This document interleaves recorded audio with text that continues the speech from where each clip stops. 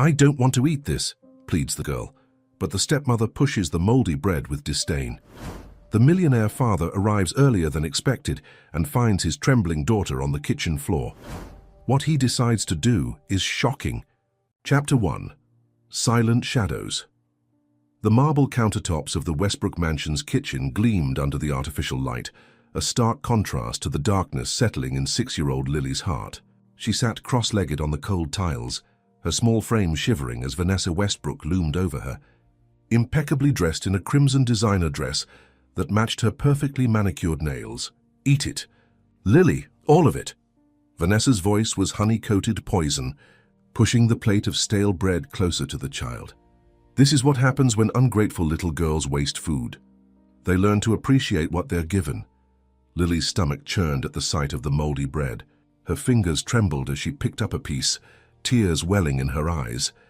3 months since her father had remarried, 3 months of these private moments of cruelty when he wasn't looking. "I'm not hungry." "Please," Lily whispered, her voice barely audible. Vanessa's perfectly composed face twisted into something ugly. "I don't care if you're hungry. You'll sit here until it's gone. Your father spoiled you rotten. It's time someone taught you discipline." The sound of tires on the gravel driveway made Vanessa freeze. She checked her diamond-studded watch. 3:45 p.m. Much too early for Richard to be home. The transformation that followed was like watching a mask slide into place. The hardness in her eyes melted away, replaced by practiced warmth. Her rigid posture softened, and her voice took on a maternal quality that made Lily's skin crawl. "Sweetheart, please finish your snack before Daddy comes in. He'll be so disappointed if he thinks you're being difficult again." Vanessa stroked Lily's hair, the same hand that had yanked it that morning. "Remember our little secret? Daddy works so hard. We don't want to upset him with silly complaints, do we?" Richard Westbrook, founder and CEO of Westbrook Technologies, had built his empire from nothing. At 38, he was the darling of Silicon Valley, a self-made billionaire whose innovative security software had revolutionized the industry. For years, he'd been an absent father, buried in work after the accident that had left his first wife, Elizabeth, in a persistent vegetative state. The guilt of choosing an important meeting over family time that fateful day had consumed him, driving him further into his work and away from his daughter. His marriage to Vanessa, Elizabeth's distant cousin who had appeared to offer support during the family crisis, had been partly driven by his desire to give Lily a mother figure. On paper, Vanessa Carlyle had been perfect, educated, sophisticated, and seemingly devoted to both him and his daughter. The front door opened as Richard entered, setting down his briefcase. Something had felt off during the board meeting. The quarterly numbers were excellent. But when discussions had turned to family vacation plans, Richard had realized he couldn't remember the last time he'd spent a full day with Lily. On impulse, he'd delegated the remaining meetings to his COO and driven home. "Hello? Anyone home?" Richard called out, his voice echoing through the spacious foyer. "In the kitchen, darling." Vanessa's melodic response came instantly. When Richard walked in, the scene before him made him stop short. Lily sat on the floor, not at the breakfast nook where she usually ate. Her face was streaked with dried tears, and in front of her sat a plate with what appeared to be moldy bread. Vanessa stood beside her, a strained smile on her face. "What's going on here?" he asked, his brow furrowing. "Oh, Richard, you're home early." Vanessa's voice carried a note of surprise. Poor Lily was being a bit difficult about her lunch earlier, so we're just having a little lesson about food appreciation. "Aren't we, sweetie?" Lily didn't answer. Her eyes were fixed on the plate, her small body trembling slightly. Richard approached, kneeling beside his daughter. The bread was definitely moldy. He looked at Lily, really looked at her for the first time in months. Her clothes were clean but plain, nothing like the colorful outfits Elizabeth used to dress her in.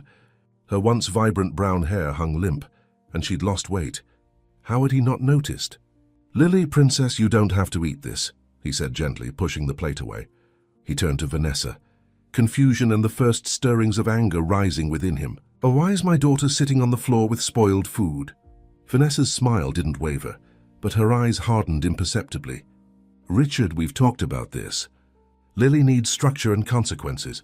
She refused to eat her lunch, threw a tantrum, and wasted perfectly good food. I'm simply teaching her that actions have consequences. By feeding her mold. Richard's voice was dangerously quiet. It's just a little stale, darling. You're overreacting. Richard lifted Lily into his arms, feeling how light she was. Go wash up, princess. I'll be right there to help you pick out a clean outfit. When Lily had left the kitchen, Richard turned to his wife. That bread was moldy, Vanessa. What were you thinking? I'm trying to raise a responsible child, not a spoiled brat, Vanessa snapped, before quickly composing herself. I'm sorry, Richard. I'm just frustrated. Lily has been so difficult lately. She doesn't listen to me, throws tantrums when you're not around. I'm doing my best, but sometimes I feel like you undermine my authority. Richard studied his wife's face. Something felt wrong, but he couldn't quite place it. I think I need to spend more time at home. I've been too absent. A flicker of something annoyance, concern, crossed Vanessa's features before her smile returned. That would be wonderful, darling. We've missed you terribly. That night, after tucking Lily in, Richard cancelled his upcoming business trip. Over the next few days, he worked from home, observing the dynamics between his wife and daughter. What he saw disturbed him. Vanessa's affection toward Lily evaporated the moment she thought Richard wasn't watching. Lily's toys were mysteriously lost. Her meals were monitored with strange intensity, and Richard caught Lily staring at Vanessa with unmistakable fear. On the third night, he heard muffled crying coming from Lily's room. Following the sound, he was stunned to find her door locked from the outside. Inside, the room was dark, with a distinct smell of urine. Lily sat huddled in the corner of her bed, clutching her stuffed elephant, the only toy Vanessa hadn't accidentally thrown away. Daddy, she whispered when she saw him. Please don't be mad. I was just looking for Mommy's picture. Why would I be mad about that, princess? Richard asked, sitting on the edge of her bed. Mommy Vanessa says I'm not allowed to have Mommy's things. She says it makes her sad when I talk about Mommy. I found the special doll Mommy gave me in the attic, but Mommy Vanessa caught me. She said this was my punishment for being sneaky. Richard felt something cold settle in his stomach. How long have you been locked in here, Lily? Since after lunch, Lily whispered. I tried to hold it, Daddy, but I couldn't anymore. I'm sorry I wet the bed. It was nearly midnight. Richard carried Lily to the bathroom, helped her clean up, and settled her in his home office on the pull-out sofa. When he confronted Vanessa, her excuses came quickly. The carpet cleaners left chemical residue that needed to dry, she said. And Lily's been making up stories again. You know how imaginative she is. I would never lock her in her room. But Richard had seen the key in the door with his own eyes.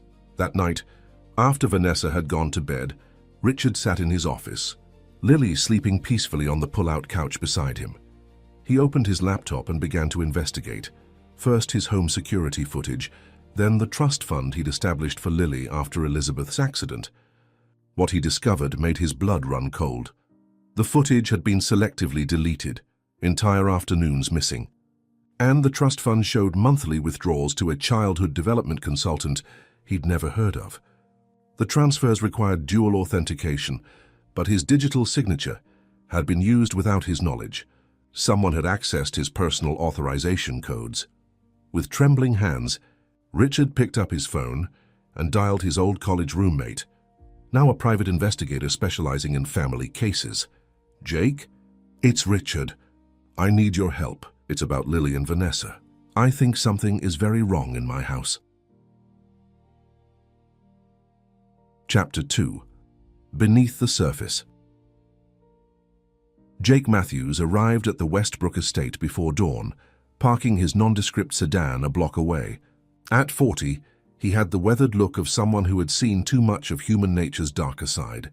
15 years as a detective before going private had taught him to trust his instincts, and something about Richard's desperate call had set off every alarm bell. They met in Richard's private study, the heavy oak door locked behind them. Lily still slept in the connected office, her small chest rising and falling peacefully. Start from the beginning, Jake said, his voice low as he accepted the coffee Richard offered. Richard ran a hand through his disheveled hair. I don't even know where the beginning is anymore. I've been so blind, Jake, so wrapped up in my guilt over Elizabeth's accident that I didn't see what was happening right in front of me. For the next hour, Richard detailed his observations. The locked room, the spoiled food, the missing toys, the fear in Lily's eyes. Jake took meticulous notes, occasionally glancing at the sleeping child through the partially open connecting door. "And the trust fund?" Jake asked. Richard pulled up the account statements on his laptop. 15 monthly transfers of $25,000 each to a company called Horizon Child Development. I never authorized these, but somehow my digital signature was used. That's nearly $400,000 siphoned from Lily's future. Jake studied the transaction records. LLC registered in Delaware, established 16 months ago. Convenient timing, right around when Vanessa entered your lives. I'll trace it. He tapped his pen against his notepad. What about before Elizabeth's accident? What was Vanessa's relationship to your family? Richard's brow furrowed.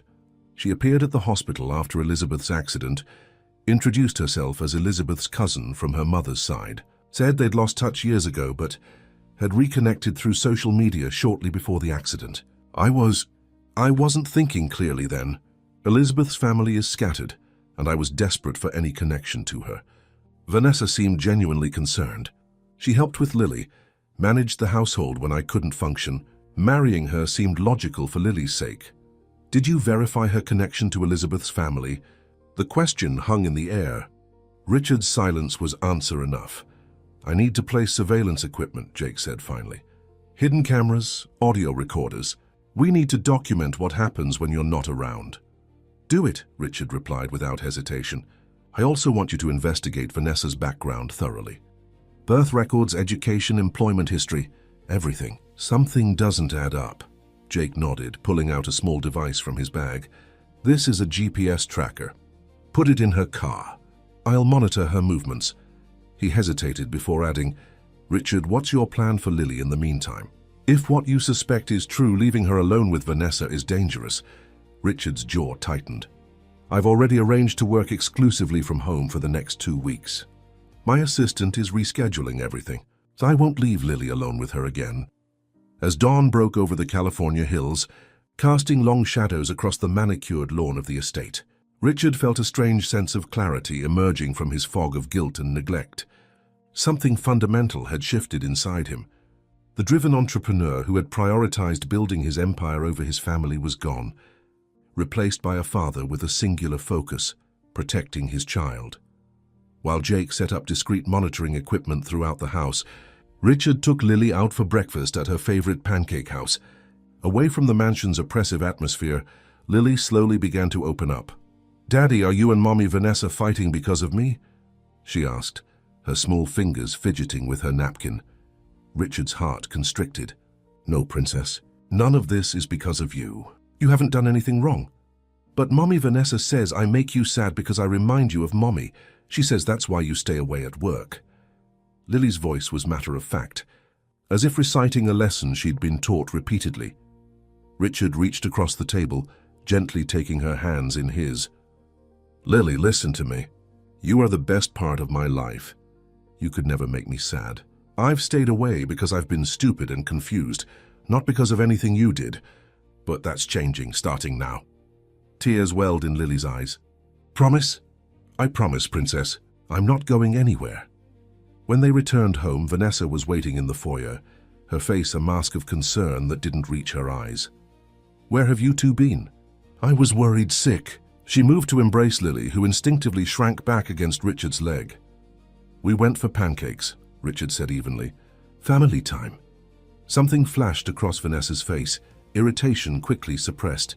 "You should have told me." "I'm family too." That afternoon, while Vanessa attended her weekly spa appointment, Richard and Jake reviewed the home security footage that hadn't been deleted.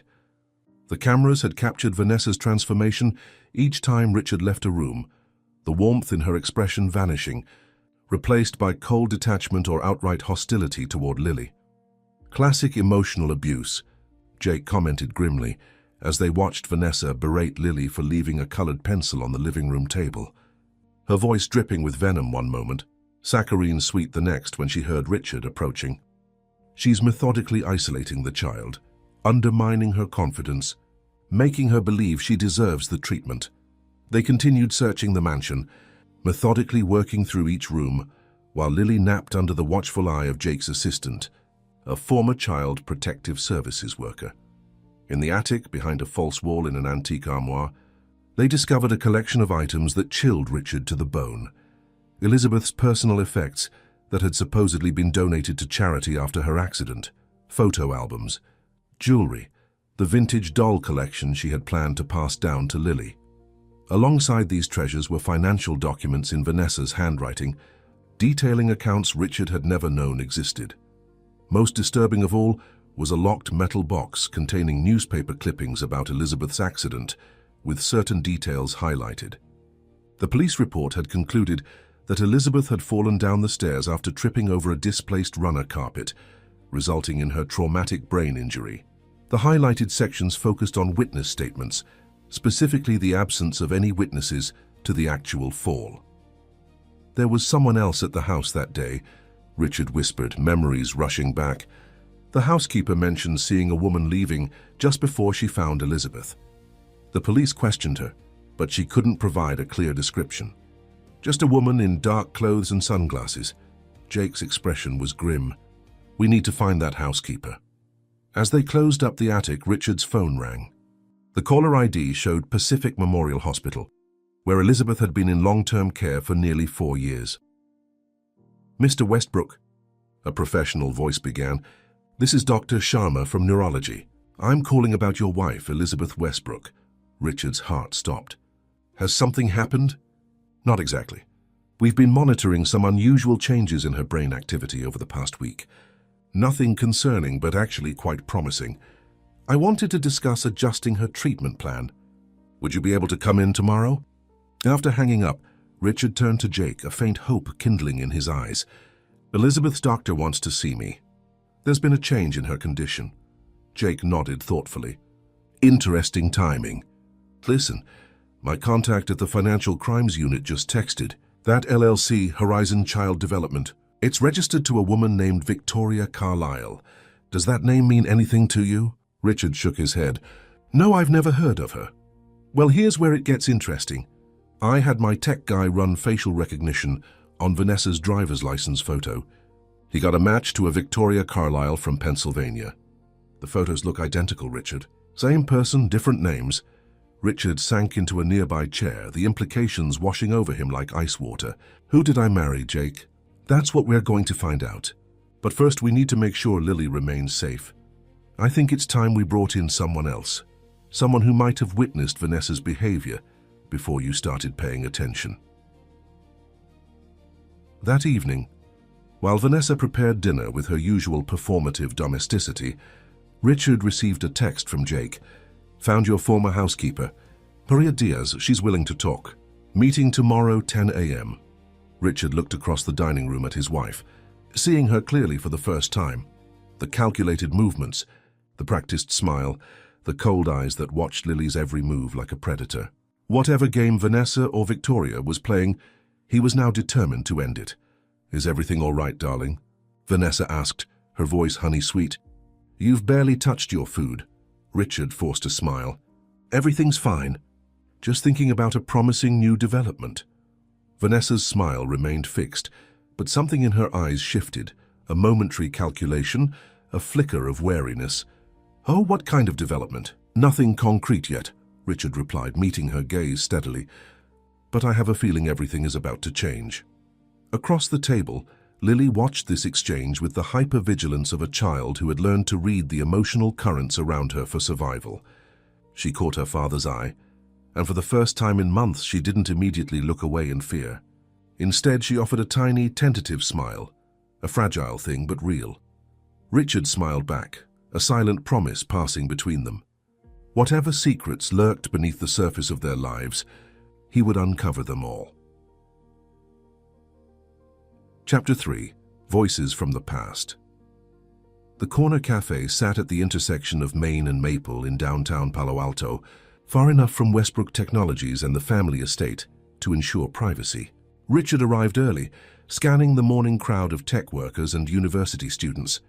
Jake had chosen this location carefully, public enough to be safe, anonymous enough to speak freely. Maria Diaz entered at precisely 10 a.m., still carrying herself with the quiet dignity Richard remembered. Now in her 50s, she had been the Westbrook family's housekeeper for nearly a decade, before abruptly resigning 3 months after Vanessa moved in. At the time, Richard had barely registered her departure, accepting Vanessa's explanation that Maria had found better-paying work elsewhere. Mr. Westbrook. Maria nodded as she sat down, her hands clasped tightly around her purse. It has been a long time. Thank you for coming, Maria. This means a lot. Richard studied her face, noting the wariness in her eyes. I think I owe you an apology, though I'm not entirely sure for what yet. Jake sat silently beside Richard, observing. Maria's gaze flickered between them before settling on Richard. How is Lily? She asked, her voice softening. Not good, Richard admitted. But I'm working to fix that.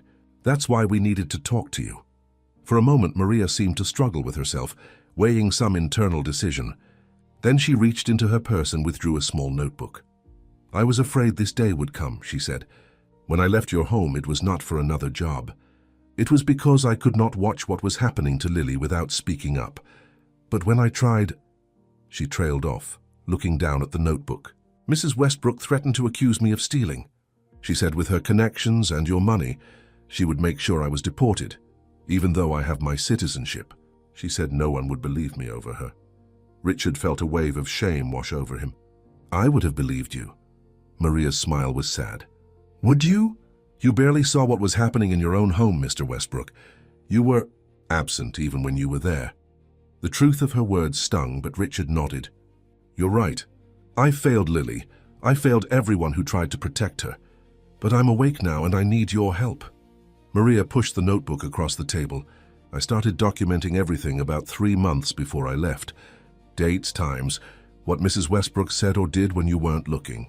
The way Lily changed from a happy child to a frightened one. Her voice hardened. I also have recordings. Jake leaned forward. Recordings? Maria nodded, pulling out a USB drive. I used my phone.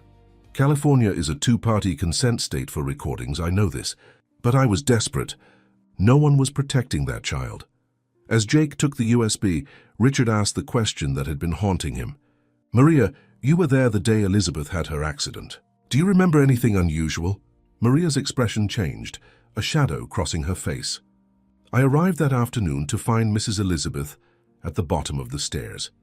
But earlier, when I was bringing groceries in through the kitchen, I saw a woman leaving through the side door. Not clearly, just a glimpse. She looked like Mrs. Elizabeth, but not exactly. I told the police, but they said without more details, it wasn't helpful. Now, knowing Mrs. Vanessa, she hesitated. There was something else, the stair runner. It was nailed down. Mrs. Elizabeth had it secured the week before because Lily had tripped on it. It shouldn't have moved. Richard and Jake exchanged glances. Did you tell the police this? Jake asked. Yes, but the nails were gone when they checked. They thought I was mistaken. After leaving Maria with promises of protection and a burner phone for secure contact, Richard and Jake drove directly to Pacific Memorial Hospital. Dr. Ananya Sharma, a neurologist specializing in traumatic brain injuries, met them in her office. Elizabeth's chart spread across her desk. We've been monitoring unusual patterns of brain activity for the past 10 days, she explained, pointing to the EEG readouts. Previously, Elizabeth's neural responses were minimal and inconsistent with conscious thought. But look here, she indicated a series of waves. These patterns suggest a potential for higher functioning. It's almost as if her brain is trying to re-establish pathways that were dormant. What does this mean? Richard asked, hope warring with caution in his voice. I don't want to give false expectations, Dr. Sharma said carefully. But I've seen similar patterns in patients who eventually regained some level of consciousness. It's rare but not unprecedented. I'd like to try a new treatment protocol.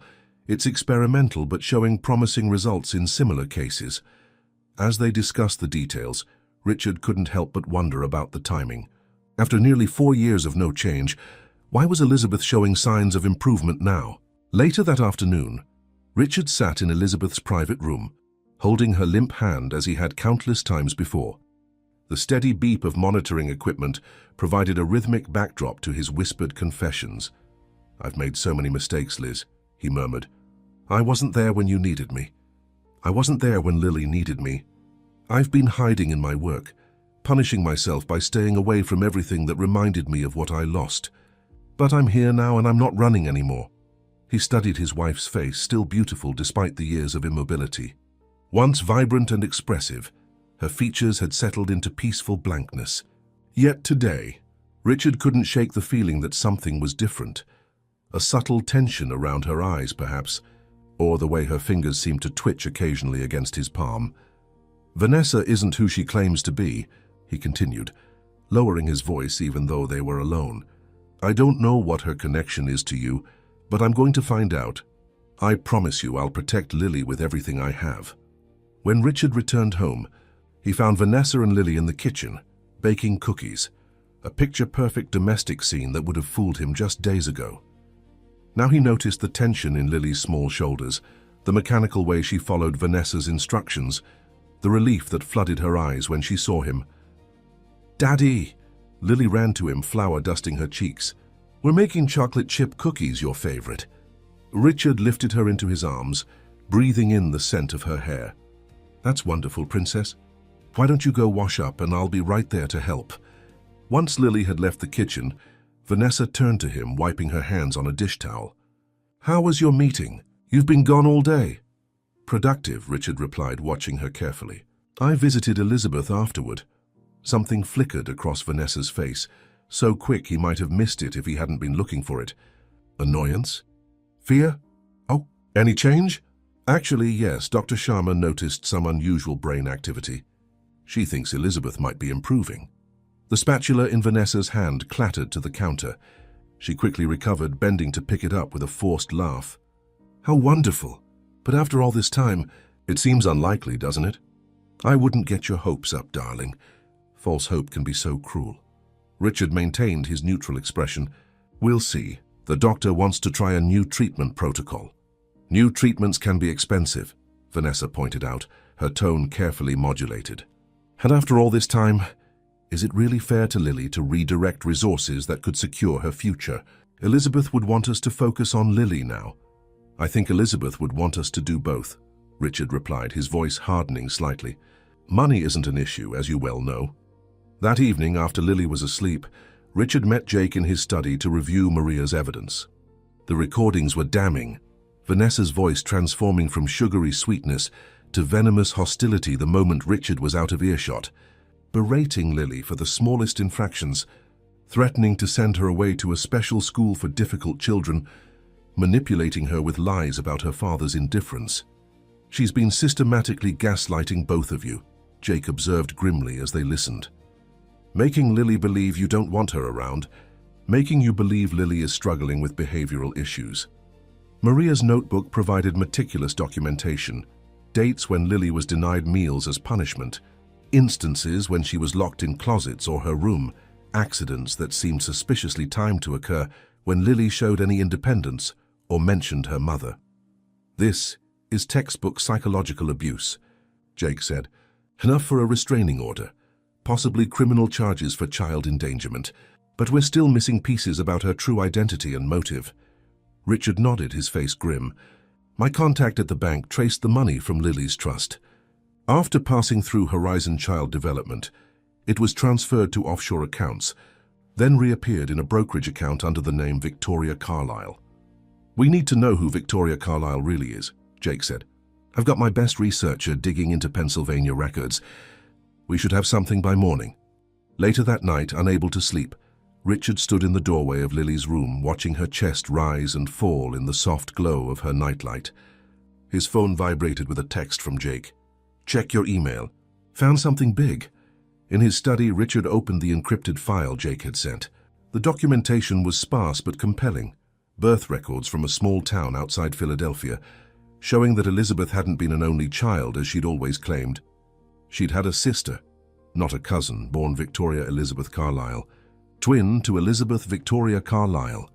Accompanying the birth certificates was a decades-old newspaper clipping reporting a family tragedy.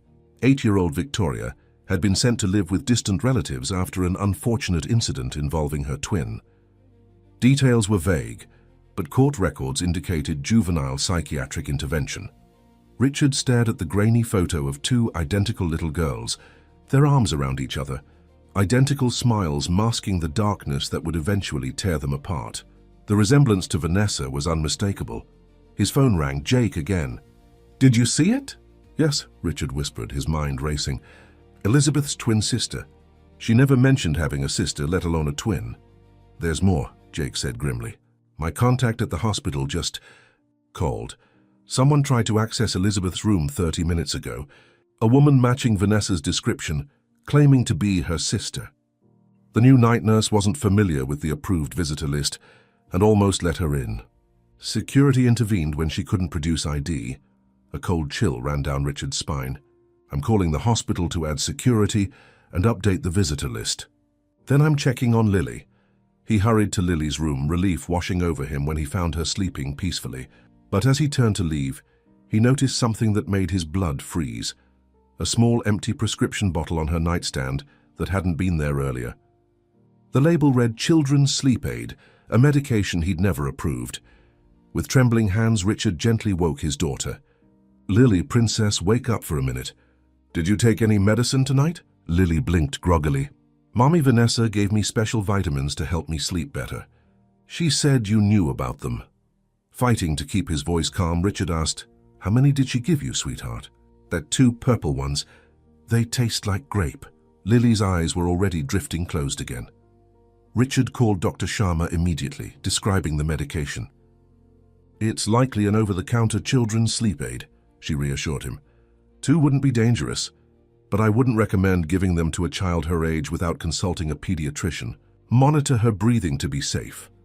Richard spent the rest of the night in a chair beside Lily's bed, watching over her as a new, terrifying suspicion took root in his mind. The pieces were beginning to form a pattern too disturbing to ignore.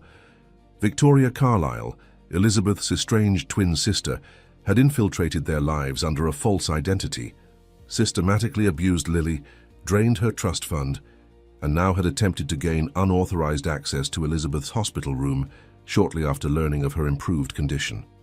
This wasn't just about money or jealousy. Something far more sinister was unfolding, something that had begun years ago with Elizabeth's accident and now threatened Lily as well. As dawn broke over the Westbrook estate, Richard made a decision. It was time to set a trap. Chapter 4. Shadows and Light. Dawn painted the eastern sky in watercolor hues as Richard finalized his plan with Jake in the garden gazebo, far from the mansion's surveillance system. The morning air was crisp, carrying the scent of eucalyptus from the surrounding hills. "It's too dangerous," Jake argued, his voice low. "If Victoria realizes we know her true identity, she might accelerate whatever she's planning." "That's exactly why we need to act now," Richard countered. "She's already trying to access Elizabeth at the hospital. She's drugging Lily. We can't wait for her to make another move." Jake sighed, rubbing his stubbled chin.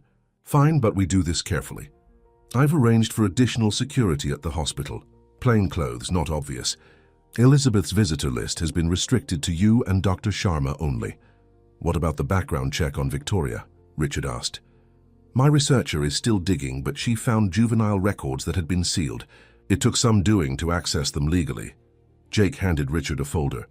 "Victoria was institutionalized at age 8 after an incident involving Elizabeth. The details are vague. Privacy laws for minors, but there are references to escalating harmful behavior and pathological jealousy toward her twin." Richard flipped through the sparse documentation. "Where was she after that?" "Various institutions until 18, then the trail gets murky. She seems to have used multiple identities over the years. Vanessa Carlyle appears about 5 years ago, right around the time Elizabeth's accident happened." A chill ran down Richard's spine. "That can't be coincidence."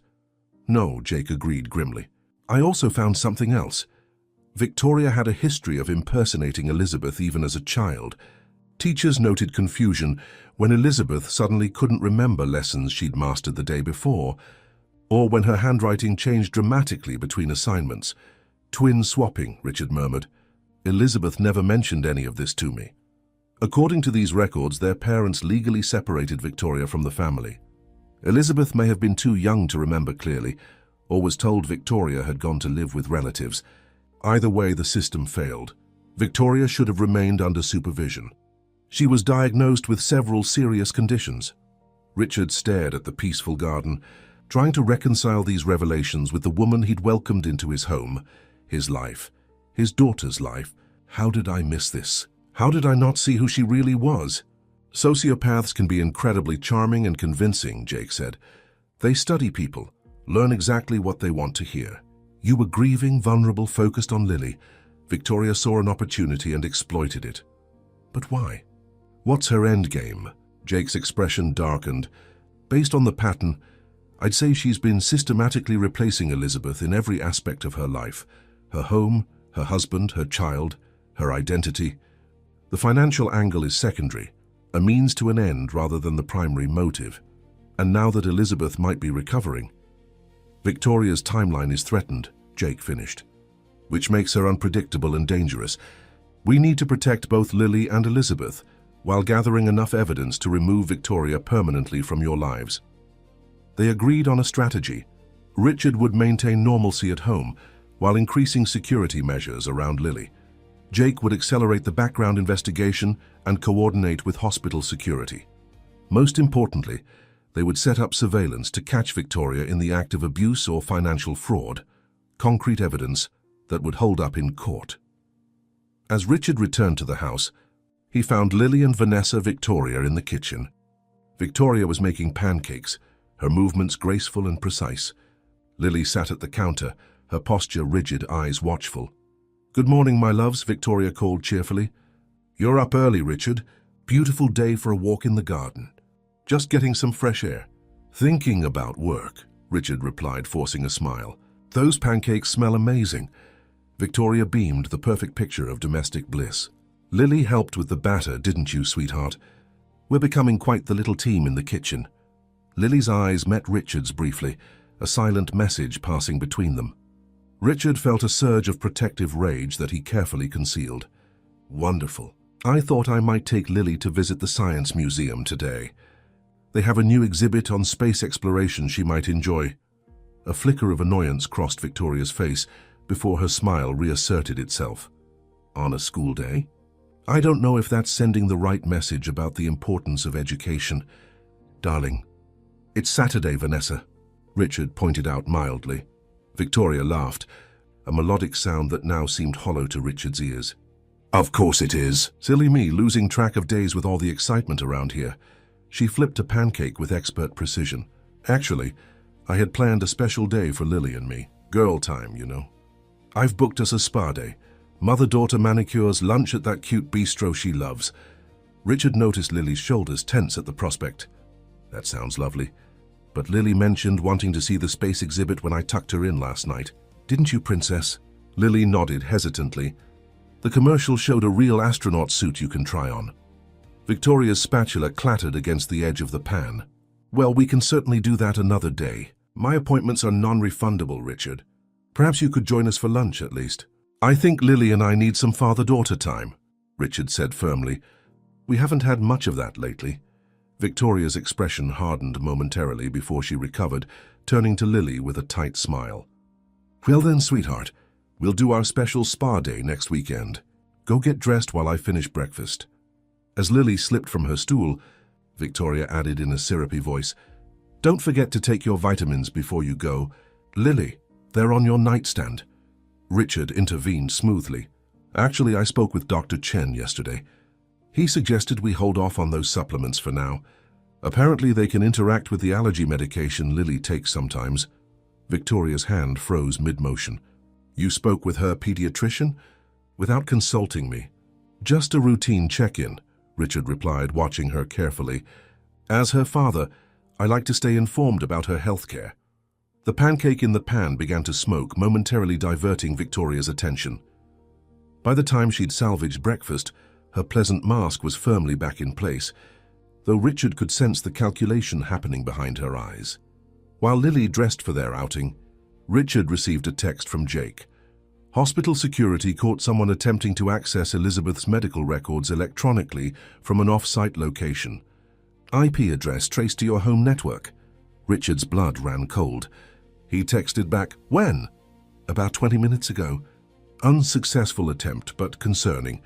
Have added electronic security measures to her file. At the Science Museum, away from Victoria's watchful presence, Lily gradually relaxed. Among the interactive exhibits and enthusiastic school groups, she transformed into a different child, curious, engaged, occasionally even giggling at the hands-on demonstrations. Richard photographed her proudly trying on the miniature astronaut helmet, her smile wide and genuine for the first time in months. During a quiet moment in the planetary exhibit, as they sat beneath a massive model of Saturn, Lily leaned against Richard's side. "Daddy, is Mommy ever going to wake up?" The question caught Richard off guard. "I don't know, Princess. The doctors are trying some new treatments that might help." Lily nodded thoughtfully. "Mommy Vanessa said Mommy is never coming back. She said it's better if I forget about her." Richard chose his next words carefully. "Lily, what else has Mommy Vanessa told you about your mom?" Lily fidgeted with the hem of her dress. "She said Mommy didn't really want to be a mommy. That's why she had her accident. But I don't believe her. Mommy loved me, right?" "More than anything in the world," Richard assured her, fighting to keep his voice steady. "Your mom was so excited to have you, to watch you grow up. She used to say you were her greatest adventure." "I remember her singing to me," Lily said softly. "Mommy Vanessa doesn't like when I talk about that. She gets that scary face." "Scary face?" Lily's voice dropped to a whisper. "When she looks like she wants to hurt something. It happens when I mention Mommy, or when I look at Mommy's pictures, or when you pay attention to me instead of her." Richard pulled his daughter closer. "Lily, I want you to know something very important. If Mommy Vanessa ever scares you, or asks you to keep secrets, or does anything that makes you uncomfortable, you can always tell me. I will believe you and I will protect you. Do you understand?" Lily nodded solemnly. "Is something bad happening, Daddy?" Richard kissed the top of her head. "Some grown-up problems, Princess, but I'm going to fix them, I promise." That afternoon, while Lily napped, exhausted from their museum adventure, Richard met with Jake and his associate, a cybersecurity expert named Melissa Chen. "Victoria tried to access Elizabeth's medical records remotely," Melissa explained, showing Richard the digital trail on her laptop. "The attempt came from your home network using your credentials." "My credentials? That's impossible. I haven't logged into the hospital portal from home." "No, but your password manager might have stored the information," Melissa pointed out. "Do you use the same password for multiple accounts?" Richard shook his head. "Never. I'm paranoid about security, occupational hazard in my industry." "Well, someone has access to your accounts. The hospital's security system flagged the attempt because it came from an unusual location, but it had valid credentials." Jake frowned. "Richard, where do you keep your emergency information? House alarm codes, passwords, that sort of thing?" "In my office safe. Only I know the combination." Richard paused, a memory surfacing. "But about a month ago I found the safe open. I assumed I'd forgotten to close it properly after retrieving some documents." "She's been systematically infiltrating every aspect of your life," Jake said grimly. "We need to change all your passwords immediately and implement two-factor authentication on everything, especially Elizabeth's medical portal." As they worked through security protocols, Richard's phone rang, Dr. Sharma from the hospital. "Mr. Westbrook, I wanted to update you personally. We've started the new treatment protocol for Elizabeth, and the initial response is encouraging. There's been a measurable increase in brain activity in areas associated with consciousness. It's still early, but I'm cautiously optimistic." Hope, fragile but persistent, bloomed in Richard's chest. "Thank you, Doctor. I'll come by this evening." After ending the call, Richard turned to Jake. "Elizabeth is showing improvement with the new treatment." "Real improvement," Jake nodded thoughtfully, "which puts Victoria on a countdown. If Elizabeth regains consciousness, her entire charade collapses." "She'll try something soon," Richard realized. "We need to be ready."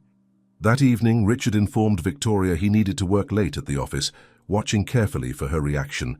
A brief flash of calculation crossed her features before she responded with practiced understanding. "Of course, darling. Will you be home for dinner at least?" "I'm not sure. Don't wait up." Richard kissed Lily goodbye, whispering in her ear, "Remember what we talked about? I love you, Princess."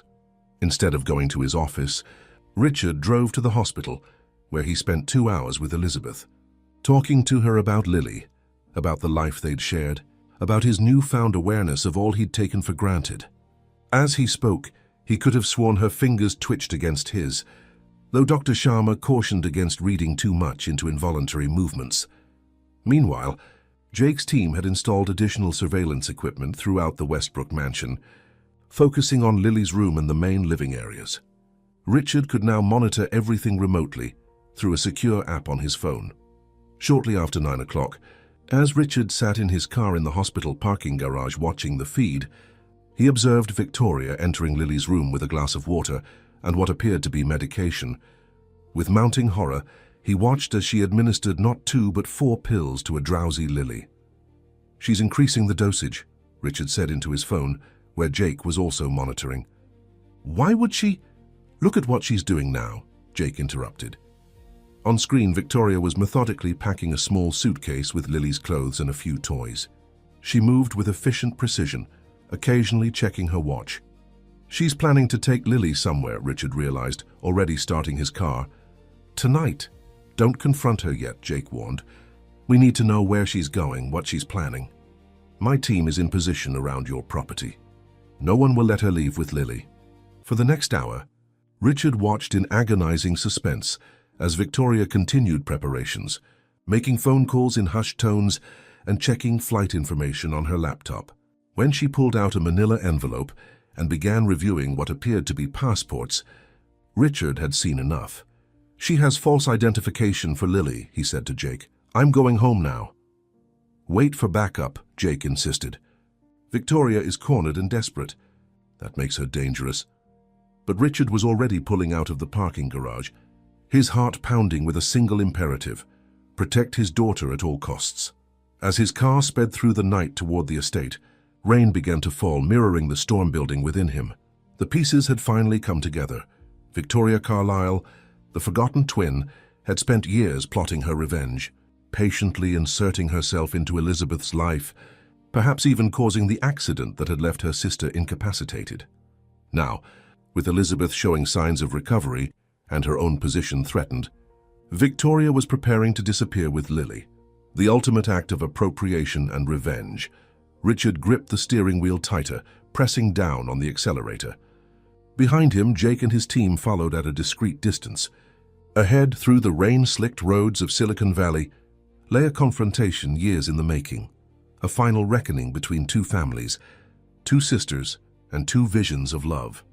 As the lights of the Westbrook estate came into view, Richard steeled himself for what lay ahead. The time for observation was over. The time for action had arrived. Chapter 5: The Confrontation. Rain lashed against the windshield as Richard's car sped through the winding roads of the affluent Woodside neighborhood.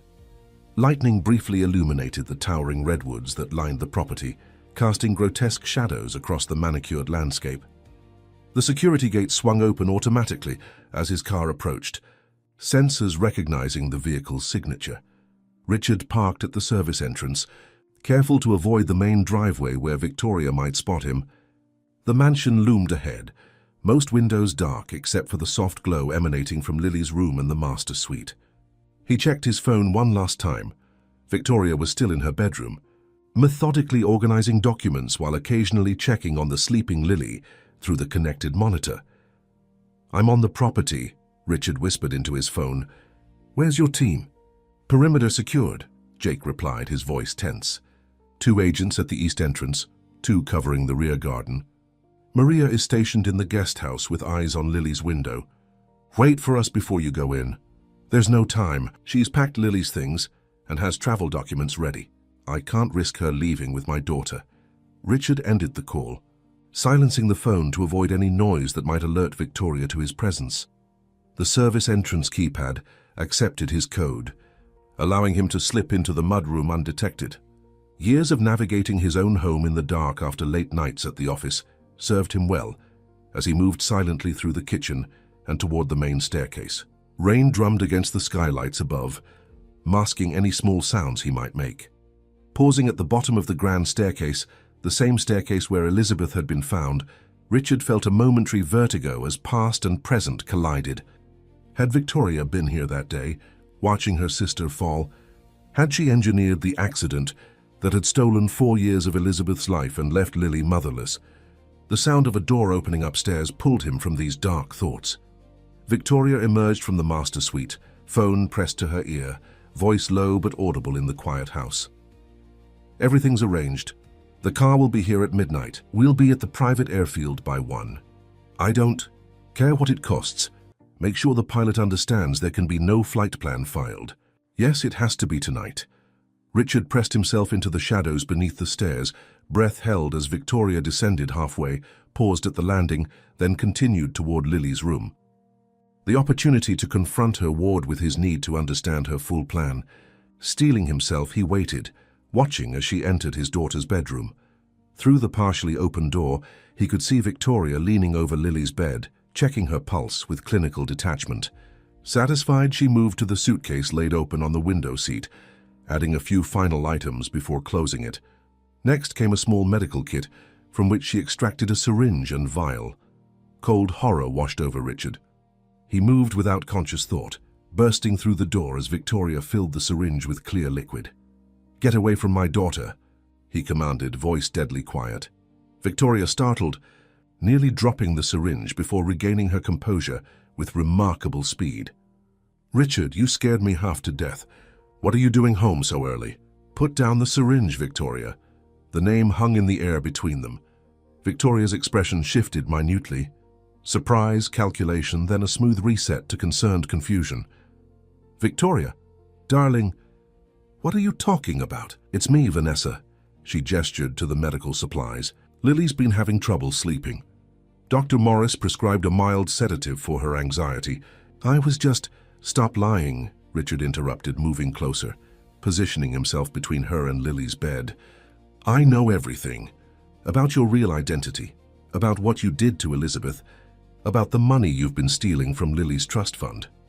Victoria's mask slipped, just slightly, a twitch at the corner of her perfect mouth, a hardening in her eyes. "You're tired, Richard. You're not making any sense. Why don't we go downstairs and talk about whatever's bothering you?" "The Pennsylvania State Hospital for Children with Behavioral Disorders," Richard said, watching her face. "Ring any bells? 8 years old, institutionalized after attempting to harm your twin sister.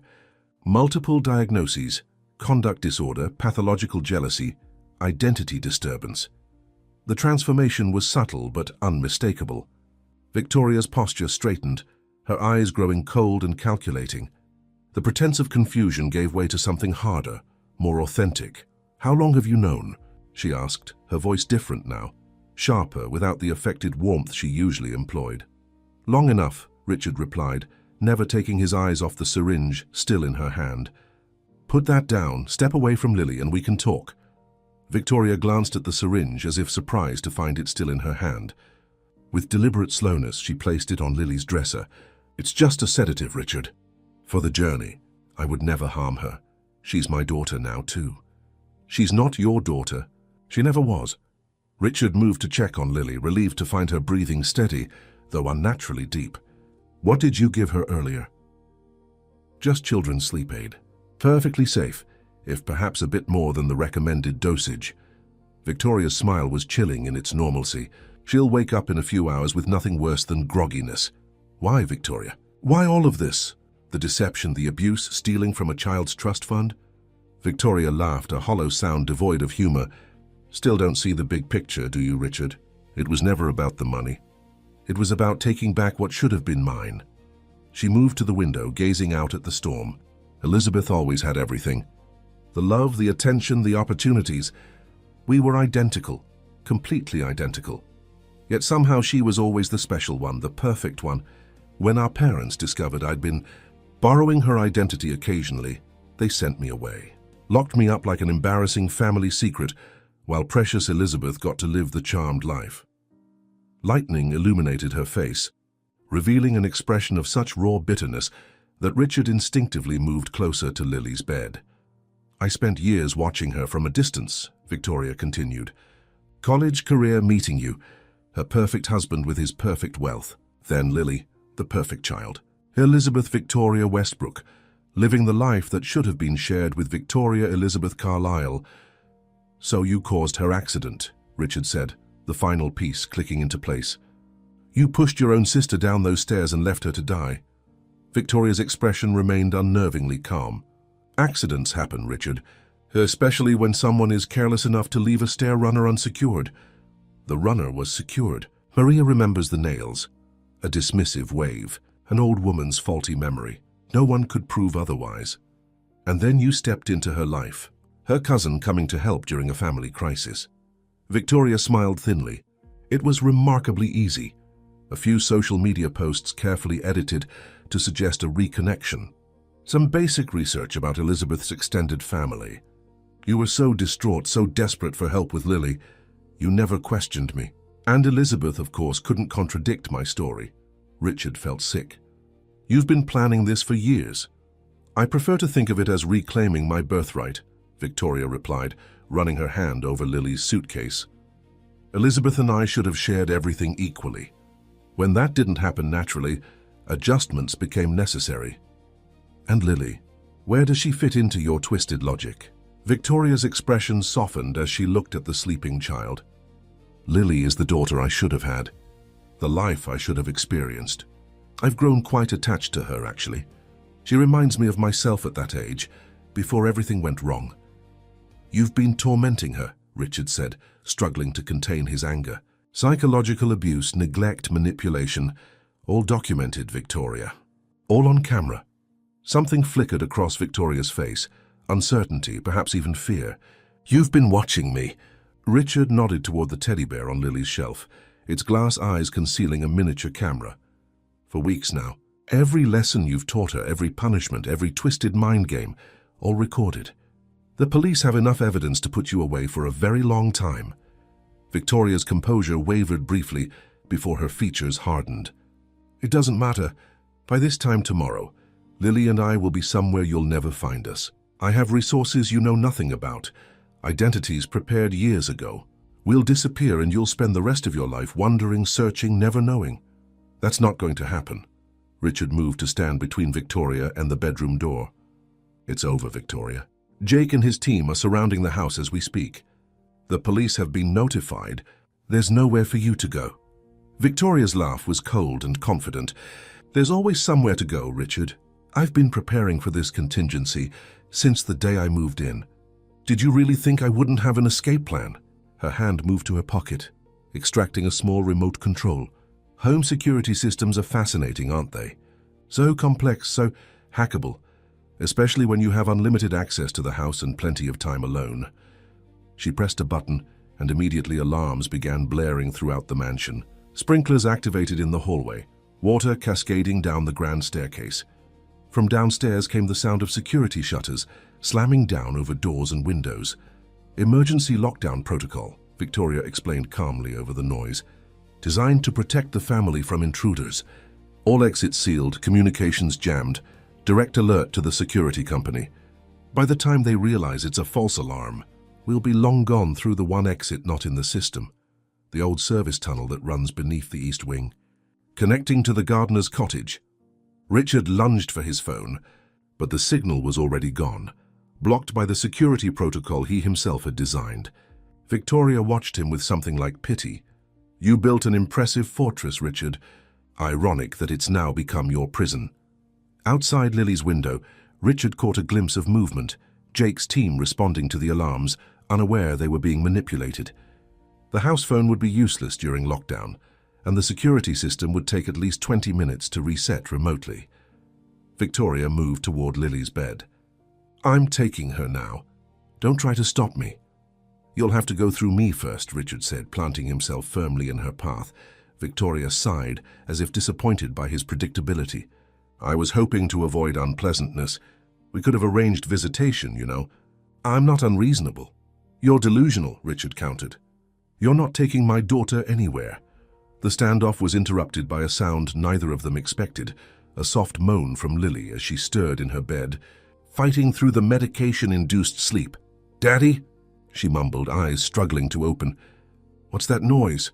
Victoria moved with surprising speed, grabbing the syringe from the dresser. I'm sorry, it has to be this way.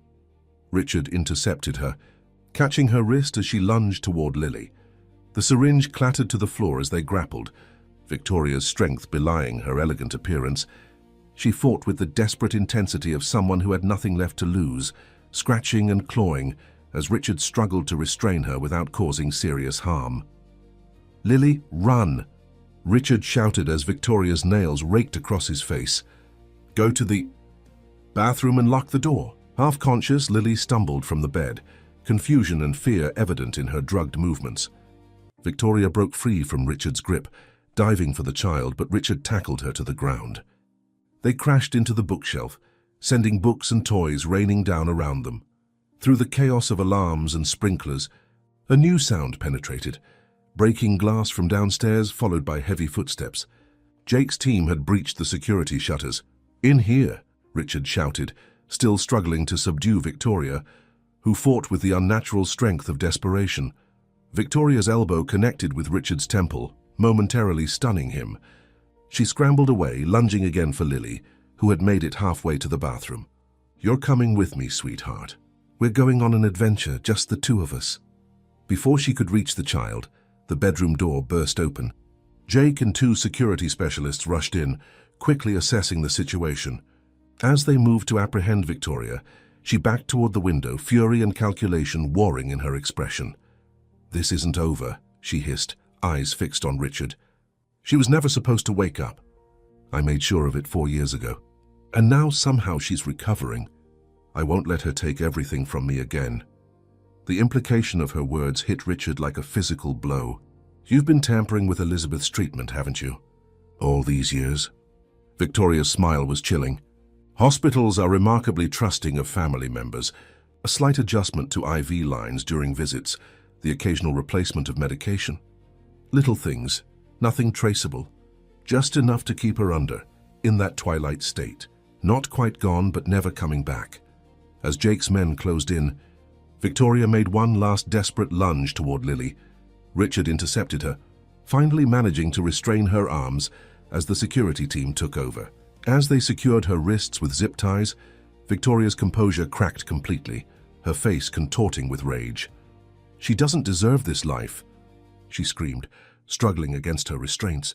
She never appreciated what she had. "I would have been a better Elizabeth than she ever was." Ignoring her outburst, Richard rushed to Lily, gathering his trembling daughter in his arms.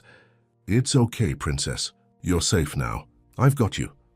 As Victoria was led from the room, still ranting about her sister and broken promises, Richard held Lily close, whispering reassurances and wiping away her tears. The alarms finally silenced as the security system reset, leaving only the sound of rain against the windows and Lily's soft sobs. "Is the bad lady gone?" Lily whispered, clinging to her father. "Yes, Princess. She's gone and she won't be coming back." Richard smoothed her hair, his own hands shaking with residual adrenaline and relief. "You were so brave. Everything's going to be okay now." As police arrived to take Victoria into custody, Richard sat with Lily in the quiet of her room, piecing together the shattered remnants of their security and trust. The storm outside began to abate, distant thunder rolling away toward the horizon. Like the storm, Victoria had blown through their lives with destructive force, leaving damage that would take time to repair. But as Lily's breathing steadied against his chest, Richard felt the first tentative stirrings of hope. The long nightmare was over. The healing could begin. "Daddy?" Lily murmured, fighting the lingering effects of the medication. "Yes, Princess? Can we go see Mommy tomorrow?" Richard kissed the top of her head, tears pricking his eyes.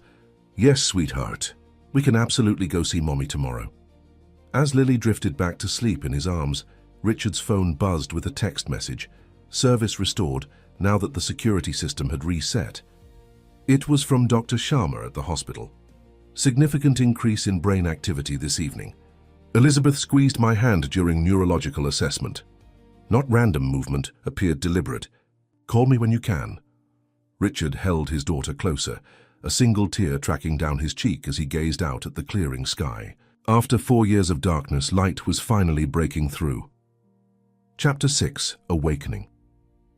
The sterile hospital corridor stretched before Richard like a path to uncertainty. Lily's small hand clutched his tightly as they approached Elizabeth's room, her steps slowing the closer they got. It had been a turbulent 24 hours since Victoria's arrest. Police statements, evidence collection, medical evaluations for Lily, and now this moment they'd both been anticipating and dreading. What if Mommy doesn't remember me? Lily whispered, her voice small in the hushed atmosphere of the long-term care ward. Richard knelt to meet her eyes. Your mom loves you more than anything in the world, Princess. Even if she's still getting better and can't show it right away, that love is always there. Dr. Sharma met them outside Elizabeth's room, her expression cautiously optimistic. There have been significant developments overnight, she explained. Elizabeth is showing consistent responses to verbal commands, squeezing hands, blinking on request. These are important indicators of emerging consciousness. Has she spoken? Richard asked, hope and fear warring in his chest. Not yet. Recovery from prolonged disorders of consciousness happens in stages, but her brain scans show activity patterns consistent with awareness. Dr. Sharma smiled encouragingly at Lily. Would you like to see your mom now? Lily nodded, pressing closer to Richard's side as they entered the room. Elizabeth lay propped slightly upright, her appearance markedly different from the day before. The breathing tube had been removed, replaced by a nasal cannula. Her eyes were closed, but her complexion had more color than Richard had seen in years. The police investigation revealed something troubling, Dr. Sharma said quietly to Richard as Lily cautiously approached the bed. Victoria Carlyle had been visiting regularly, posing as you using forged authorization. Her new nurse finally flagged the discrepancy when she met you in person. We've found evidence suggesting she may have been tampering with Elizabeth's medication and treatment. Richard nodded grimly. She confessed as much during our confrontation. She wanted to ensure Elizabeth never woke up. That explains the sudden improvement once we implemented tighter security protocols, Dr. Sharma replied. Without that interference, Elizabeth's brain has been responding remarkably well to the new treatment regimen. At the bedside, Lily reached out tentatively to touch her mother's hand. Hi, Mommy, she said softly. It's me, Lily. I'm bigger now. I'm 6. For a breathless moment, nothing happened. Then, almost imperceptibly, Elizabeth's fingers curled around her daughter's. Lily gasped, looking back at Richard with wide eyes. She squeezed my hand, Daddy. She knows it's me. Richard moved to the bedside, his own hand trembling as he placed it over Elizabeth and Lily's. We're here, Liz, he said, voice thick with emotion. Both of us. We've been waiting for you. Dr. Sharma stepped forward, professional but clearly moved by the moment. Elizabeth, if you can hear me, can you try to open your eyes? Seconds stretched into what felt like eternity. Then, with visible effort, Elizabeth's eyelids fluttered and slowly opened. Her gaze was unfocused at first, roaming the room before settling on Lily's face. Something shifted in her expression. Recognition, wonder, love. That's it, Dr. Sharma encouraged. Take your time. Elizabeth's lips moved silently, struggling to form words after years of disuse. Richard held a straw to her lips, helping her take a small sip of water. After several attempts, a single raspy word emerged. Lily. Tears streamed down Richard's face as Lily climbed carefully onto the edge of the bed, leaning close to her mother. I knew you'd wake up someday, Mummy. I told my wish to every birthday candle. Over the next few hours, Elizabeth drifted in and out of awareness, each period of consciousness slightly longer than the last. Speech remained difficult, limited to single words and short phrases, but her eyes communicated what her voice could not. Recognition, questions, relief. When Lily stepped out with a nurse to get lunch, Elizabeth's gaze fixed on Richard with new intensity. Her hand fumbled for his, gripping with surprising strength. Victoria, she managed, the name clearly requiring enormous effort. Richard's breath caught. You know, Elizabeth nodded weakly. Saw her before. She gestured vaguely toward herself, frustration evident as words failed her. She's been arrested, Richard assured her. She can't hurt you or Lily anymore. The police have everything they need to keep her locked up for a very long time. Relief softened Elizabeth's features, followed quickly by another emotion, guilt. Tears welled in her eyes as she struggled to form her next words. Should have told you about her, thought she was gone. Richard shook his head, bringing her hand to his lips. None of this is your fault, Liz. Victoria is ill in ways that aren't your responsibility. I should have seen what was happening in our own home. I should have protected Lily better. A single tear traced down Elizabeth's cheek. Lily, okay, she's going to be. She's strong like her mother. Richard smiled, wiping away her tear. And she's never given up on you, not for a single day.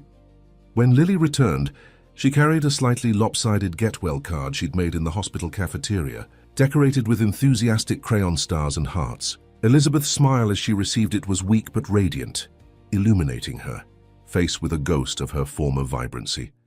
As evening approached, Dr. Sharma gently suggested they let Elizabeth rest. This has been an overwhelming day for her brain to process. Recovery will be gradual, with good days and challenging ones ahead. Lily was reluctant to leave, fear creeping back into her expression. What if Mommy goes back to sleep and doesn't wake up again? Elizabeth reached for her daughter with trembling fingers. Mustering her limited strength to form 4 precious words, "I'll be right here."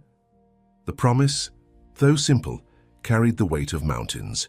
Lily nodded solemnly, accepting it as the sacred vow it was. In the hospital corridor, Jake waited with updates on Victoria's case. "She's being held without bail," he reported as they walked toward the elevator. "The evidence is overwhelming. Financial fraud, identity theft, child endangerment, tampering with medical equipment. The DA is also investigating her role in Elizabeth's original accident." Richard nodded, his mind already moving past punishment to protection. "What about security? I don't want Victoria having any way to reach Elizabeth or Lily, not even through proxies." "Already handled. We've implemented a comprehensive security protocol at both the hospital and your home. Victoria has been denied all communication privileges except with her court-appointed attorney. Speaking of home," Jake added carefully, "have you thought about whether you want to return to the estate? Many families find it difficult to stay in a residence where trauma occurred." The question caught Richard off guard. The Westbrook estate had been his pride, the physical manifestation of his success. Yet now its grand rooms and manicured gardens felt tainted by Victoria's presence. The carefully designed security features twisted into weapons against his own family. "I don't know," he admitted, looking down at Lily, who was uncharacteristically quiet. "What do you think, Princess? Would you like to live somewhere new?" Lily considered this, with the solemn deliberation of a child who had learned that life-changing decisions could arrive without warning. "Could we find a house with a big tree for a swing? And no dark attic?" "Absolutely," Richard promised. "And maybe a room with a view of the sunrise for Mommy when she comes home." Lily nodded decisively. "Then I think we should move. The old house has too many bad memories." From the mouths of babes, Richard thought. In her simple assessment, Lily had articulated what he'd been feeling but couldn't express. The mansion had ceased to be a home the moment Victoria had corrupted it with her deception and cruelty. That evening, after settling Lily with Maria at a hotel suite Jake had arranged, Richard returned to the estate one last time. Yellow police tape still cordoned off certain areas, evidence collection ongoing in Victoria's private spaces. The grand foyer where he had once welcomed clients and colleagues now felt hollow, its elegance a thin veneer over uglier truths. In his study, Richard gathered the few items that truly mattered: family photos from before the accident, Lily's baby book, the matching wedding bands he and Elizabeth had chosen together. Everything else, the furniture, art, cars, and were just things, replaceable and ultimately meaningless compared to what he'd nearly lost. As he closed the study door for the final time, Richard caught sight of the grand staircase where Elizabeth's life had been derailed 4 years earlier. In his mind's eye, he could see Victoria there, watching her sister fall, satisfaction mingling with envy on her identical face. The image solidified his decision. This house would never be home again. Outside, the evening air carried the scent of eucalyptus and distant rain. Richard paused on the front steps, looking back at the mansion that had been both dream and prison. Tomorrow he would contact real estate agents. There would be a new home, one without shadows, one worthy of the second chance they'd all been given. Over the following weeks, Elizabeth's recovery progressed with the unpredictable rhythm of all brain healing, breakthroughs followed by plateaus, triumphs alongside frustrations. Speech therapy helped her regain more complex language, though conversation still tired her quickly. Physical therapy revealed the extent of muscle atrophy, necessitating intense rehabilitation before walking would be possible. Through it all, Lily visited daily, bringing drawings, stories, and the innocent determination only children can maintain. She read books to her mother, described her day at school, and patiently repeated herself when Elizabeth's focus wavered. Their bond, dormant but never broken, flourished anew. Richard divided his time between the hospital, house hunting, and carefully reconstructing Westbrook Technologies with a dramatically different work-life balance. The driven CEO, who had once regularly slept in his office, now delegated liberally, attended school events without fail, and ended each day at Elizabeth's bedside. 3 months after Victoria's arrest on a clear spring morning, Elizabeth spoke the words they'd been waiting for. "I want to go home." Dr. Sharma, while cautious, agreed that Elizabeth had progressed enough for outpatient care. "She'll need daily therapy, round-the-clock nursing initially, and your home will require modifications for accessibility." "All already arranged," Richard assured her. "The new house has everything she'll need."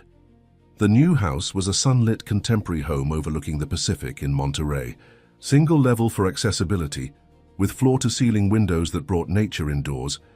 It was as different from the oppressive woodside mansion as possible. A dedicated rehabilitation room had been equipped with all the necessary therapeutic equipment. The master suite featured specialized bed and bathroom fixtures to accommodate Elizabeth's limited mobility. Most importantly, it had no history, no shadows, only the promise of new beginnings. The day Elizabeth came home, truly home, for the first time in 4 years, Lily decorated the entire house with welcome banners and hand-painted signs. As the wheelchair van pulled into the driveway, her excitement became nearly uncontainable. "Remember, Princess," Richard reminded her gently, "Mommy still gets tired easily. We need to take things slowly." Lily nodded solemnly, though her bouncing feet betrayed her enthusiasm. "I remember." I made her a quiet corner in the sunroom with pillows and books and her favorite music, for when she needs rest.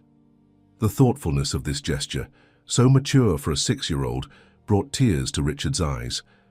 The trauma of Victoria's abuse had left its mark on Lily, manifesting in hypervigilance and occasional nightmares, but it had also developed in her an extraordinary capacity for empathy. When Elizabeth was settled in the sunny living room, taking in her new surroundings with visible wonder, Lily carefully climbed onto the sofa beside her. "Do you like our new house, Mommy?" "I helped pick the colors." Elizabeth smiled, her movements still slightly asymmetrical but growing stronger each day. "It's beautiful," she said, each word deliberate but clear. "Just like you." As afternoon stretched into evening, Richard watched his wife and daughter reconnecting, sharing stories and small confidences. The road ahead remained long. Elizabeth's recovery would continue for months, perhaps years. Victoria's trial loomed in the future, certain to resurrect painful memories. Lily's healing from psychological trauma had only just begun. Yet in this moment, surrounded by the golden California light, streaming through windows that faced toward tomorrow rather than yesterday, Richard allowed himself to fully believe what he'd only dared hope before. They were going to be okay. Not unchanged, not unmarked by what they'd endured, but whole in a new way, stronger at the broken places. As the sun began to set over the Pacific, casting the room in amber and rose, Elizabeth caught Richard's eye across the space that separated them. In her gaze, he saw recognition of all they'd lost and found, all they'd endured and overcome. Most of all, he saw the same promise he'd made to himself in those darkest days. Never again would work or ambition or anything else take precedence over this. The irreplaceable treasure of family, of presence, of love. Elizabeth extended her hand toward him, an invitation and a bridge across the 4 years they'd lost. Richard crossed the room to take it, completing the circle as he sat beside her and Lily. "We're home," Elizabeth said simply, her voice growing stronger with each word she reclaimed from silence. "All of us, finally home." Chapter 7. Full Circle. 1 year later. The California coastline stretched like a golden ribbon beneath the summer sun as Lily raced across the beach. Her laughter carried on the salt-tinged breeze. At 7, she had grown taller, her once hesitant movements now exuberant and free. Behind her, moving with careful but increasingly confident steps, Elizabeth walked with the assistance of a sleek carbon fiber cane. Her progress marked not in great leaps, but in the steady accumulation of small victories. Richard watched from the beach blanket where he'd been organizing their picnic, his heart full at the sight of his wife and daughter, silhouetted against the sparkling Pacific. A year ago, this ordinary family outing would have seemed an impossible dream. "They're getting faster," Maria observed beside him, unpacking sandwiches from the wicker basket. Now officially the Westbrooks' housekeeper again, her role had expanded to include friend and confidant. Soon Mrs. Elizabeth won't need that cane at all. The physical therapist thinks she might be ready to set it aside by Christmas, Richard agreed, though she'll probably always have good days and harder ones. The past year had been a journey of recovery on multiple fronts. Elizabeth's physical rehabilitation had progressed from wheelchair to walker to cane, each transition celebrated like a summit reached. Her speech had returned almost completely, though complex sentences still occasionally eluded her when tired. Cognitive therapy had helped rebuild neural pathways, restoring most of her memory and executive function, albeit with permanent gaps around the time of her accident. For Lily, healing had taken different forms. Play therapy helped her process the trauma of Victoria's psychological abuse. Nightmares that once came nightly now appeared only occasionally, usually triggered by stress or changes in routine. Her tendency to hoard food, a response to Victoria's manipulative withholding, was gradually fading as security and consistency rebuilt her trust. Richard's own transformation had been perhaps the most profound, if less visible. The driven entrepreneur who had once measured success in acquisitions and market share now defined it differently. In Lily's increasingly confident smile, in Elizabeth's hard-won steps, in quiet evenings spent together rather than alone in an office, Westbrook Technologies continued to thrive, but under a restructured leadership that allowed its founder to be present for school plays and therapy appointments, weekend adventures and ordinary Tuesday dinners. "They're calling us," Maria nudged Richard, pointing to where Elizabeth and Lily were waving from the shoreline, beckoning him to join them. As Richard jogged across the sand, he reflected on how this peaceful moment had been earned through the darkest of trials. Victoria's case had concluded 3 months earlier with a comprehensive plea deal, multiple felony convictions resulting in a 30-year sentence without possibility of early parole. The evidence had been too overwhelming for even the most aggressive defense to counter. Financial fraud documented in Victoria's own meticulous records, psychological abuse captured on home security footage, medical tampering proven through hospital logs and witness testimony. Most damning had been Victoria's own journal, discovered in a hidden wall safe in the Woodside mansion. Its pages revealed a disturbed mind's obsessive fixation on replacing her twin sister, detailed plans spanning years, and chilling reflections on the day she had loosened the stair runner and watched Elizabeth fall. The journal had provided answers to questions that had haunted the family.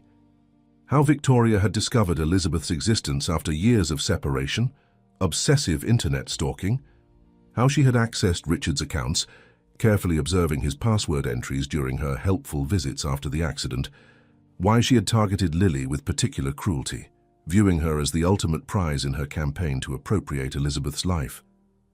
Reaching the water's edge, Richard lifted Lily into his arms, spinning her around as she squealed with delight. Elizabeth watched them, her smile reflecting both joy in the present and acknowledgement of all they had overcome to reach this moment. "Mom's walking all the way to the rocks today," Lily announced proudly when Richard set her down. "It's her farthest ever." Elizabeth laughed, a sound that had once seemed lost forever, with plenty of rest stops. But yes, a new personal record. They walked together along the shoreline, Lily darting ahead to collect shells and interesting stones, bringing her treasures back for approval, before adding them to the growing collection in her bucket. Elizabeth's pace was measured but determined, each step a quiet declaration of resilience. "I had a call from Dr. Chen this morning," Richard said, as they paused to watch a pod of dolphins in the distance. "Lily's latest evaluation shows significant improvement. He believes she's processing the trauma in healthy ways." Elizabeth nodded, her gaze following their daughter. "She still has moments, that watchfulness, the way she sometimes checks to make sure we're still there. But they're becoming less frequent." She leaned slightly against Richard's arm. "Children are remarkably resilient when they feel safe and loved." "Like their mothers," Richard replied, kissing the top of her head. The neuropsychologist had warned them that Elizabeth would likely never recover all her memories from the years before the accident. The brain, trying to protect itself, had sealed away certain traumas, particularly those related to her childhood with Victoria. Elizabeth had expressed only relief at this selective amnesia. "Some things are better left in darkness," she'd said when reviewing the case files. "I prefer to focus on making new memories now." Their peaceful reflections were interrupted by Lily's excited shout from several yards ahead. "Dad, Mom, come quick! I found something amazing." They made their way to where Lily crouched beside a tidal pool, pointing at something beneath the crystal-clear water. As they knelt beside her, they saw it, a perfect sand dollar, unmarred and complete. "It's whole," Lily whispered with the reverence children reserve for true wonders. Ms. Reynolds at school said finding a whole one is super rare. Most get broken by the waves. Richard carefully reached into the shallow water, lifting the delicate treasure and placing it in Lily's waiting palms. Some things are strong enough to stay whole, even after being tossed by the strongest storms. Lily looked up at her parents, understanding beyond her years flickering in her expression. "Like us?" "Exactly like us," Elizabeth confirmed, smoothing her daughter's wind-blown hair. Later that afternoon, as the sun began its descent toward the horizon, they gathered their belongings for the short walk back to their home. The coastal property had proven to be more than just a house. It had become a sanctuary, its open spaces and abundant light gradually erasing the psychological shadows Victoria had cast over their lives. As they crested the dune that separated beach from garden, the modern glass and cedar structure came into view, its warm interior lights already glowing welcomingly in the approaching dusk. Through the wall of windows, they could see Jake and his wife setting the outdoor dining table on the deck. Weekend guests bringing laughter and normalcy back into lives that had been isolated for too long. "Race you to the house," Lily challenged, already sprinting ahead, her energy seemingly limitless. Richard moved to follow, but Elizabeth held him back for a moment, her eyes reflecting the deepening blue of the evening sky. "Sometimes I still can't believe we made it here," she said softly. "That we found our way back to each other through all of that darkness." Richard wrapped his arm around her waist, supporting her as they began the gentle climb toward home. "I used to think success meant building something that would outlast me. The company, the fortune, the legacy. I was so wrong. This is what matters. Being present. Being together." Elizabeth leaned into his embrace, her steps matching his as they followed their daughter's joyful path homeward. Victoria never understood that. For all her desperate efforts to take my place, she missed the only thing that made any of it worthwhile: love freely given and received, not stolen or forced. The mention of Victoria, rare in their daily conversations, hung briefly in the air between them. Her shadow had diminished over the months, but would never completely vanish. She remained confined at a secure psychiatric facility in Northern California, her communication with the outside world strictly limited and monitored. The restraining orders would remain in effect permanently, ensuring she could never again approach any member of the Westbrook family. "Do you ever wonder," Richard began carefully, "about visiting her?" "Not now, but someday." Elizabeth considered this as they paused at the garden gate. "I've thought about it. The therapist says it might eventually provide closure, but not yet." She looked toward the house where Lily was already excitedly showing her sand dollar to Jake. "My priority is building something Victoria can never touch or taint. Our future." Inside the house, warmth and conversation awaited. The dining table was set for 8, the Westbrooks, Jake and his wife, Maria and her husband, and Dr. Sharma with her partner.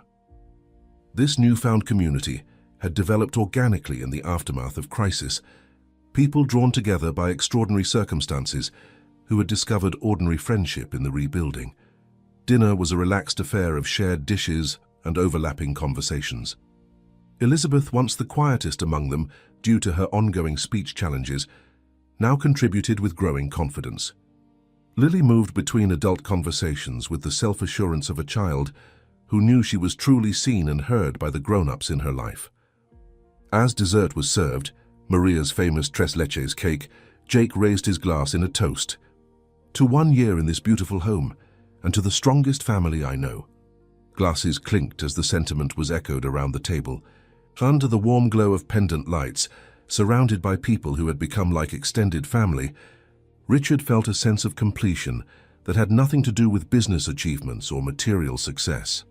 Later that night, after guests had departed and Lily was asleep, Richard and Elizabeth stood on their bedroom balcony, watching moonlight silver the restless surface of the ocean. Elizabeth had progressed to the point where she required assistance only for the most physically demanding tasks, her independence returning in increments that continued to surprise and delight them. "I received a letter from the prosecutor's office today," Richard said quietly. "They've identified 3 other families Victoria targeted over the years, situations where she insinuated herself into the lives of women who resembled her, though none as thoroughly or for as long as she did with you." Elizabeth absorbed this information with the calm that had become her hallmark. Were there children involved? One family had a daughter. Victoria had begun establishing herself as a trusted family friend. "Before she found me again," Elizabeth concluded. "I was always her primary fixation." Richard nodded. "The prosecutor believes our case has potentially prevented similar situations.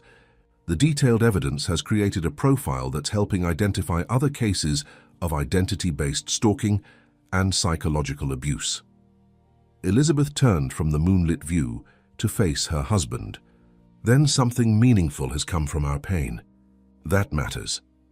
In the soft darkness, Richard studied his wife's face, thinner than before the accident, with new lines etching the corners of her eyes, but animated by the same essential spirit he'd fallen in love with years ago. The journey back to each other had been arduous, marked by setbacks and challenges that continued even now. Yet here they stood, together on the balcony of a home built on new foundations, both literally and figuratively. "I was thinking about Lily's sand dollar," Elizabeth said after a comfortable silence. "How it survived the power of the ocean intact." "A perfect metaphor for her mother," Richard observed, drawing her closer. Elizabeth smiled against his shoulder. "For all of us, I think. Not unmarked by what we've endured, but unbroken, still capable of wonder and joy." Below their balcony, the garden path wound down to the beach, illuminated by subtle landscape lighting. At the garden's center stood a small Japanese maple, its delicate leaves rustling in the gentle night breeze. They had planted it on the day they moved in, a living symbol of new beginnings, taking root in soil untainted by the past. "I've been thinking about going back to work," Elizabeth said, the statement both casual and monumental. Before the accident, she had been a rising environmental attorney, her career temporarily set aside when Lily was born. Not full-time, at least not yet. But the Ocean Conservation Foundation reached out about consulting on their legal team. "I could work remotely, set my own hours." Richard turned to face her fully, searching her expression. "Are you sure you're ready?" "Dr. Sharma thinks it would be beneficial for my cognitive recovery. And it feels right, using my mind for something meaningful again." She touched his face gently. "Victoria tried to erase who I was, not just as a wife and mother, but as a person with purpose beyond family roles. Reclaiming that part of myself feels like the final piece of healing." Pride and love surged through Richard as he recognized the quiet determination that had first drawn him to Elizabeth years ago. "I think it's a wonderful idea. Lily will be proud to see her mom changing the world." As if summoned by the mention of her name, a small voice called from inside the bedroom. "Mommy, Daddy?" They turned to find Lily standing in the doorway, her stuffed elephant clutched tightly against her chest. "I had the dream again," she said, her voice small but not frightened. This particular dream had recurred occasionally throughout her recovery, not exactly a nightmare, but unsettling enough to wake her. In it, Lily found herself locked in a room with no doors, only windows that showed her family just beyond reach. Elizabeth moved to her daughter, kneeling despite the effort it still required. "Remember what Dr. Chen taught us? Even in dreams you can create your own doors." Lily nodded, already calmer in her mother's embrace. "I did. I made a really big door with a rainbow handle and I walked right through it." Pride tinged her voice at this accomplishment. "But I still wanted to check that you were here." "We're always here," Richard assured her, joining the embrace. "And we're very proud of you for making that door." Instead of returning Lily to her own room, they settled her between them in their bed, an occasional comfort still needed in this ongoing journey of healing.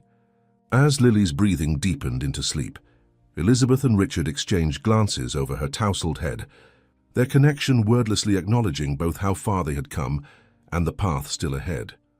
Outside, the rhythmic sound of waves against the shore provided a constant reminder of nature's persistence, how water, given time, could smooth the sharpest stones, how the tide always returned, regardless of what had transpired in its absence, how the ocean, vast and powerful, continued its eternal cycle of destruction and renewal. The Westbrook family had been tested by extraordinary darkness, by jealousy twisted into obsession, by deception elevated to art, by the patient malevolence of a damaged soul. That they had emerged intact was testament not to any immunity from suffering, but to the resilience forged in its crucible. As moonlight painted silver patterns across their bed, Richard reflected on the strange, terrible gift Victoria had inadvertently given them, the knowledge that nothing, no career advancement, no financial success, no social status, mattered more than these quiet moments of connection. In her desperate attempt to steal Elizabeth's life, Victoria had ultimately taught